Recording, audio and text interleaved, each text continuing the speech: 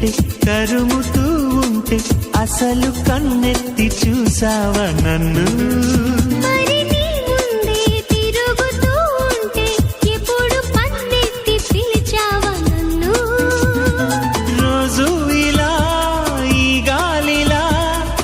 చెవిని తాకేది నేనేగా